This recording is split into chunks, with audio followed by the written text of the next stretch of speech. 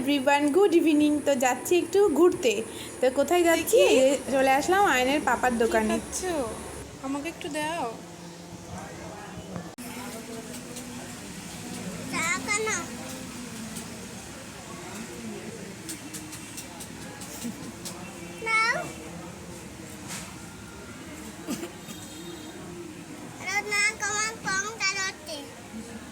আমার কাশি হচ্ছে।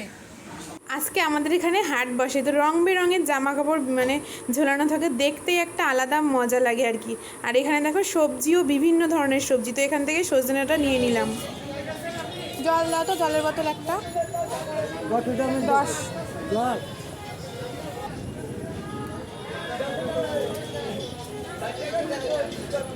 আয়নের পাপার দোকানে যে জল আছে ওটা না ভীষণ গরম হয়ে গেছে। তো আয়নের পাপা বললো যাও নিয়ে আসো।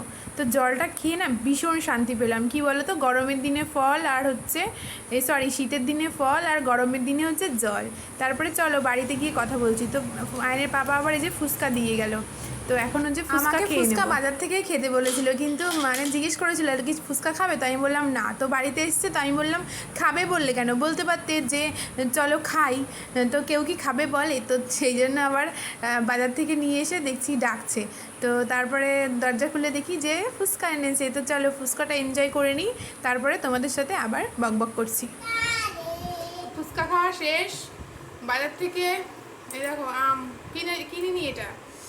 এটা হচ্ছে দুপুরবেলা আয়নের পাপা ওই বাড়ির থেকে নিয়ে এসেছিলো আম। দেখলেই তো বুঝতে পারবে আমাদের ওই বাড়িতেই দেখো 12 মাসি আম গাছ। আর এরকম আম তো আর বাজারে বিক্রি হবে না, এটা হচ্ছে বাড়িরই হবে। তো আমাদের ওই বাড়ির গাছ পাকা।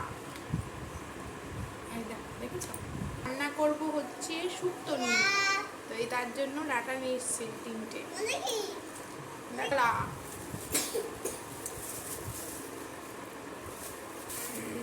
আর নিয়ে এসছি, বাজারে গেলেই নাইটি নাই কুর্তি একদম কিনবই। ঘরে কিন্তু আছে নাইটি আর কি, আমার নাইটি সেলাই করে দেয়, তার কাছে এখনো পর্যন্ত মানে চুড়িদার দেওয়া আছে, আমি আনিনি, মানে ওইগুলো এখনো পরিনি। তবুও ইচ্ছে হলো তাই নিয়ে আসলাম, পছন্দ হলো তাই। এই যে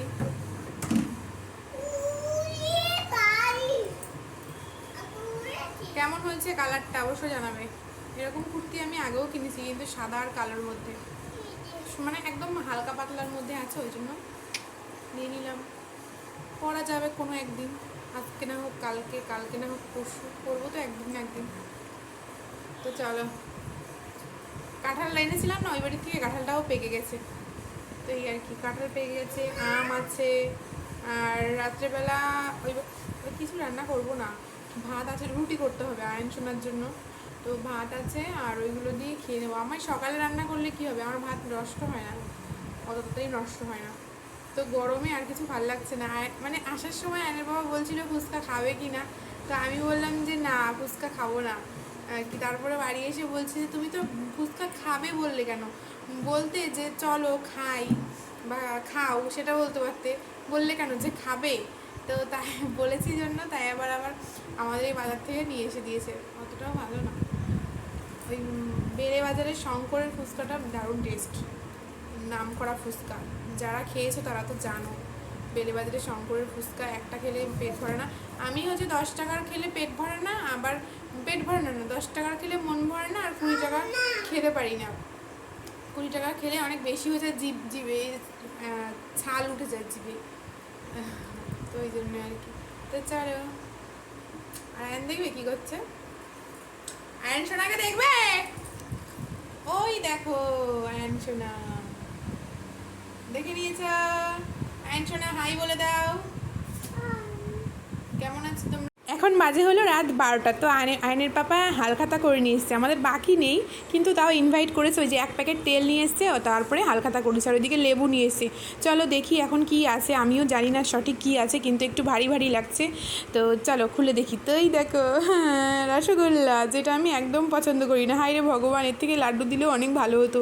যাই হোক ফ্রিজে রেখে দিলাম। তারপরে এই যে কাঁঠালটা বড়মশাই এখন ভেঙে নিচ্ছে, কয় পিস কাঁঠাল খেয়ে নেবো, তারপরে কাঁঠাল খেয়ে ভাত খাবো। আর দেখেছো কাঁঠালটা কী লোভনীয় দেখতে লাগছে, তো যেরকম লোভনীয় সেরকমই টেস্ট আর কি ছিল কাঁঠালটা।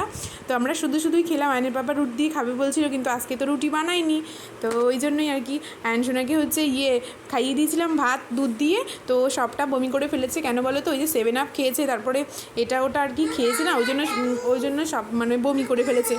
তো চলো আজকের মতো ভিডিওটা তাহলে এখানেই শেষ করছি। চলো টাটা, তোমরা ভালো থেকো, সুস্থ থেকো, আর আমার পাশে থেকো। নতুন কি এসে থাকলে প্লিজ সাবস্ক্রাইব করে দিও। চলো টাটা, বাই বাই। দেখেছো কালারটা কি সুন্দর হয়েছে।